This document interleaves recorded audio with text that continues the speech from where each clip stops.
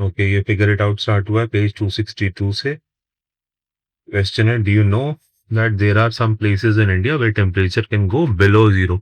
आपको मालूम है इंडिया में ऐसे प्लेसेस है जहाँ पे टेम्परेचर 0 डिग्री से नीचे चला जाता है। Find out the places in India where temperature sometimes go below 0 degree centigrade या 0 degree Celsius.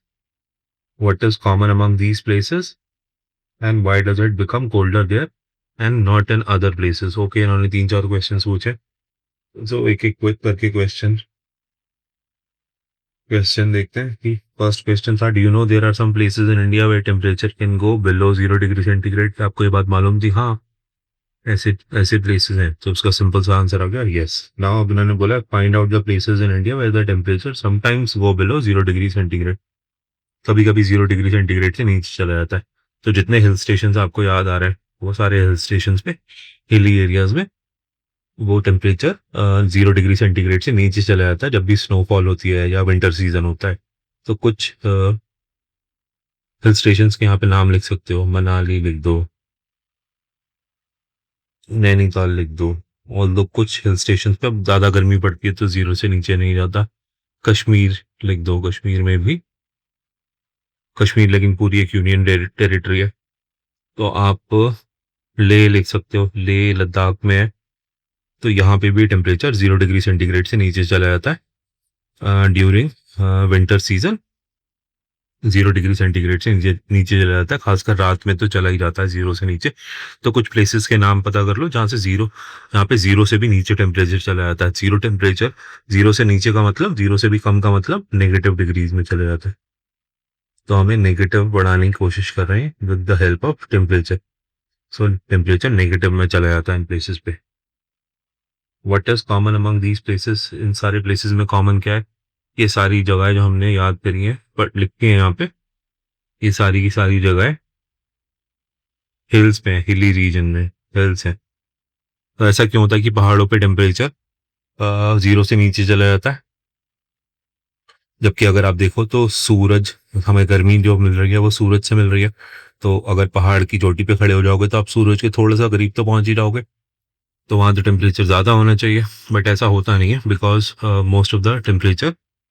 Most of the environmental heat we get is from the ground. पहले ज़मीन अब्जॉर्ब करती है ना, और ज़मीन से हमें हमें गर्मी की हीट वेव्स वापस निकल रही होती हैं। तो जो एरियाज सी लेवल के पास होते हैं उन पे ज़्यादा गर्मी होती है, बिकॉज लेट्स से कि सी लेवल पे सबसे ज़्यादा गर्मी अब्जॉर्ब हो रही होती है। तो धरती का टेम्परेचर ज़्यादा इंपॉर्टेंट होता है और वो सबसे ज़्यादा टेम्परेचर एट सी लेवल, जो प्लेसेस सी लेवल पे होते हैं वहाँ सबसे ज़्यादा गर्म जगहें होती हैं। और उसके करीब जितनी भी जगहें होंगी वहाँ पे टेम्परेचर ज़्यादा होगा, वो ज़्यादा हॉट होंगे। जब आप सी लेवल से दूर चले जाओगे, ज़मीन से दूर चले जाओगे, पहाड़ जो होते हैं वो सी लेवल से काफ़ी ऊपर होते हैं, तो उनको जो सोर्स ऑफ हीट होती है, जो सी लेवल होता है या जो प्लेन्स होते हैं, वहाँ से वो अपनी सोर्स ऑफ हीट से दूर चले जाते हैं। ज़्यादातर गर्मी ज़मीन से निकल रही होती है।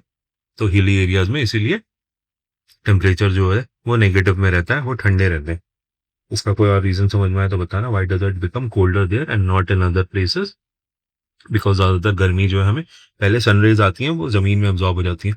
सबसे ज़्यादा सी लेवल पे अब्जॉर्प्शन होता है।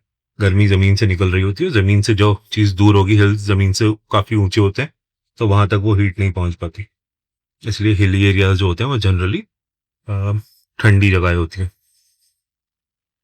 ओके, नेक्स्ट क्वेश्चन पूछ रहे हैं, Leh in Ladakh gets very cold during the winter. Leh एक जगह है लद्दाख में which gets very cold during the winter, जहाँ बहुत ज़्यादा सर्दी पड़ती है ड्यूरिंग विंटर्स।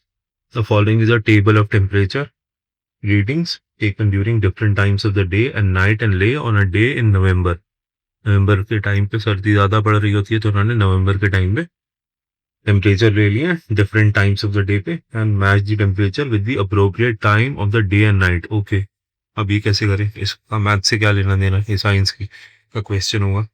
चलो खैर, सोचो कि जब सबसे ज़्यादा ठंड पड़ रही होगी, रात में सबसे ज़्यादा ठंड होगी, तो ये सबसे ज़्यादा ठंड रात वाले किसी टाइम के साथ, पहले वाले टेबल में इन्होंने टेम्परेचर दे रखा है, यहाँ पे टेम्परेचर गिवन है, दूसरे वाले टेबल में टाइम दे रखा है। उन्होंने कहा कि टेम्परेचर को आप मैच करो टाइम के साथ, ये टेम्परेचर किस वक्त पे हो सकता है। तो इसमें सबसे ठंडा टेम्परेचर है -4 डिग्री सेंटीग्रेड, यानी सबसे ज़्यादा ठंड बिल्कुल रात में पड़ रही होगी।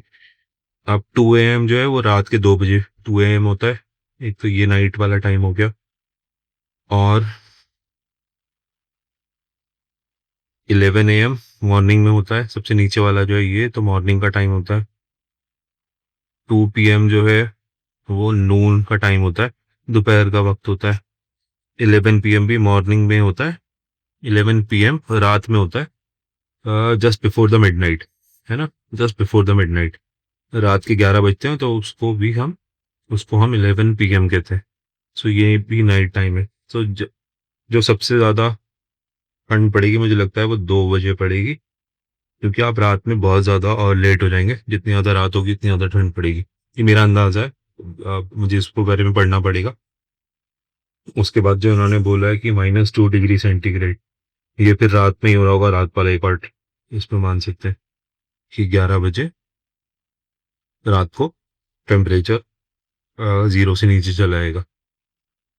और फिर 8 डिग्री सेंटीग्रेड सुबह होते होते शायद 8 डिग्री सेंटीग्रेड हो जाए, है ना, मॉर्निंग में 8 डिग्री सेंटीग्रेड हो जाए। सबसे ज़्यादा गर्म शायद नून के वक्त, या नून के बाद जो आता है 12 12 नून कहते हैं, दोपहर के जो 12 बजते हैं उसको 12 नून कहते हैं, बिकॉज लोग AM और PM में कंफ्यूज हो रहे होते हैं कि ये दोपहर वाले को AM बोले या PM बोले।